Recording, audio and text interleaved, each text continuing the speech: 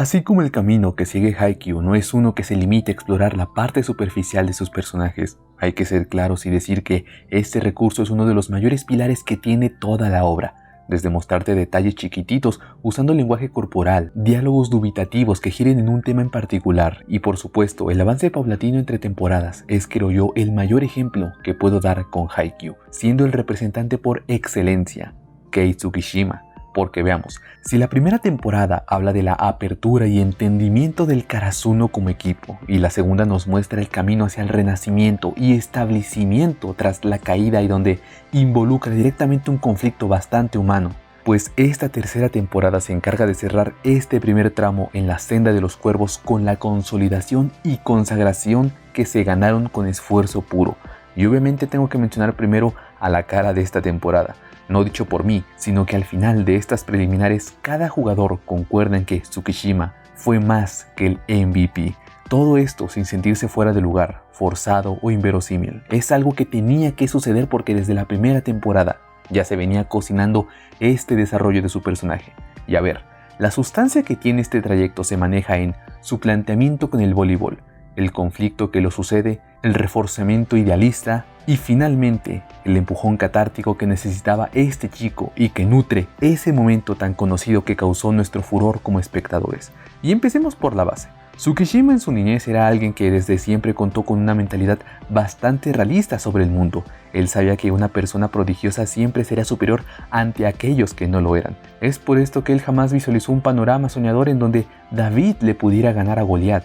Todo en su mente era analítico, cuadrado y en cierto modo eso influyó en su actitud burlesca porque de esa manera él lograba escudarse de su propia realidad. Esto a nivel de personaje se me hace una genialidad porque nos dejan en claro que el chico es alguien sumamente transparente con sus emociones y mantiene la misma actitud con todos. Dícese con su madre, su hermano, sus compañeros, incluso con sus pocos amigos. Si tiene que salir a decirte que apestas en el voleibol, lo va a hacer. Si tiene que elogiar tu remate o colocación, también lo hará, aunque con un toque nuevamente realista y burlesco. Ahora, ¿qué sucede si le ponemos una figura de poder y admiración que valide el pensamiento que tiene con respecto al realismo? Tenemos ahora al hermano de Tsukishima, que siguiendo un patrón de admiración que involucre la relación hermano menor, hermano mayor, es en sí mismo la materialización del héroe de Tsukishima, de su ídolo y de su ejemplo a seguir. Por ello es que durante toda la obra él fue con el único que tuvo una actitud relativamente diferente, donde casi que él suplicaba tener un par de lanzamientos, para años más tarde ignorar a jugadores de élite que le pedían jugar con él, toda causa del saber de que su hermano no era ni la sombra de lo que él aseguraba. Razones tendrá su hermano para seguir con la mentira por 3 años, pero si de algo podemos estar seguros es que él quería mantener en su hermano la mente soñadora que comenzaba a despertar cada que oía las historias épicas donde él, Akiteru, era la estrella encargada de cargar con todo el equipo, y al derrumbar esa imagen idealizada se cerró no solo la confianza que tenían los dos, sino que la puerta con ese destello soñador también se cerró.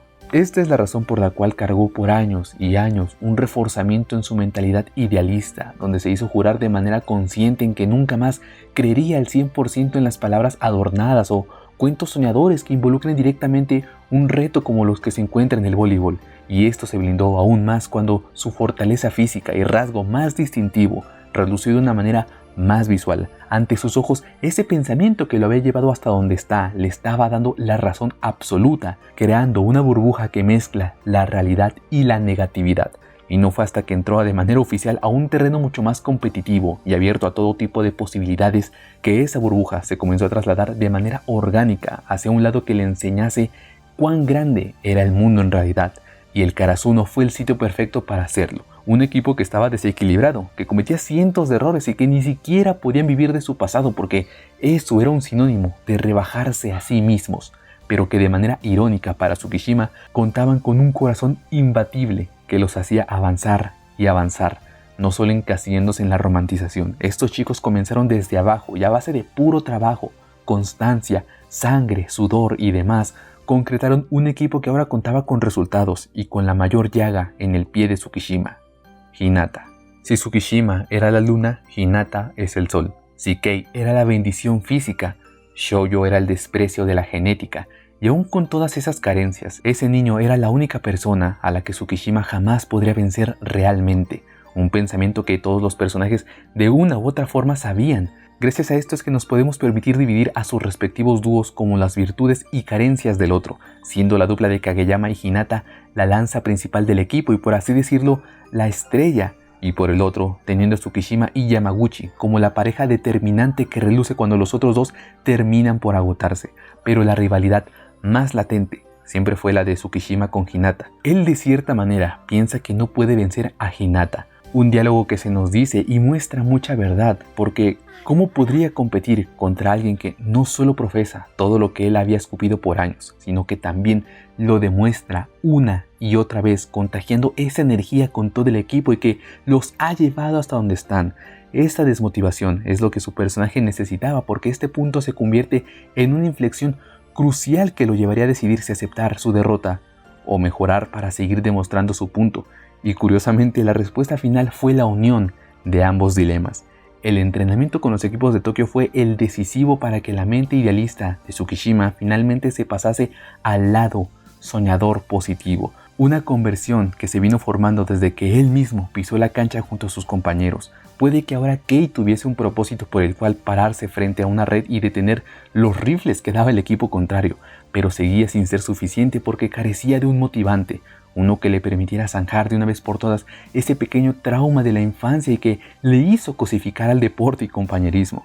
Le faltaba ese momento que lo engancharía al fin al deporte que una vez le quitó todo, una reconciliación que sería posiblemente el momento más catártico de toda su vida, juntando el realismo de lo que sus capacidades físicas le permitían hacer, con ese aire soñador que lo alentaba a bloquear al mejor rematador de toda la prefectura y uno de los 5 jugadores estrellas más jóvenes que tenía Japón, cerrando con esto uno de los mejores arcos de personaje que puede haber y con una escena que dignifica y le da textura al mensaje de la obra, siendo todo este desarrollo la razón principal y más importante, por la cual es un momento increíble.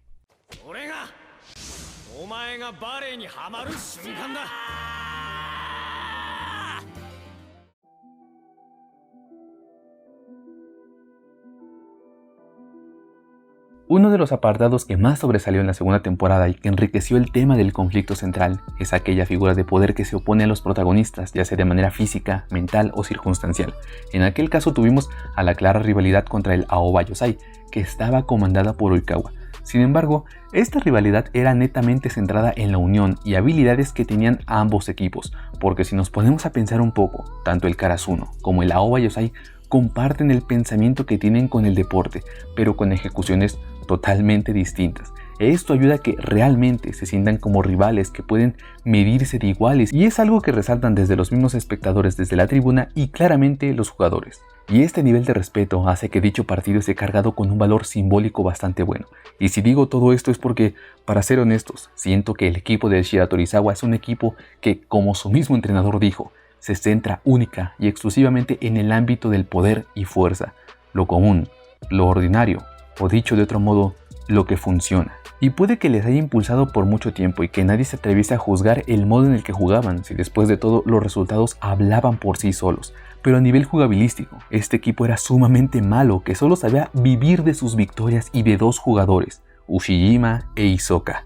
Sí, es cierto que como elemento conflictivo con el Karasuno funcionó a la perfección porque este equipo primaba el talento y las capacidades físicas naturales por encima del trabajo duro.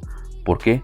Porque ese camino no siempre te da resultados. Tan solo con mirar la cantidad de puntos que hizo Ushijima por su cuenta, nos dice mucho de su capacidad como equipo. Claro que esto viene con un previo contexto de su entrenador, el cual nos muestra una cara diferente de lo que es el camino que Hinata ha estado recorriendo.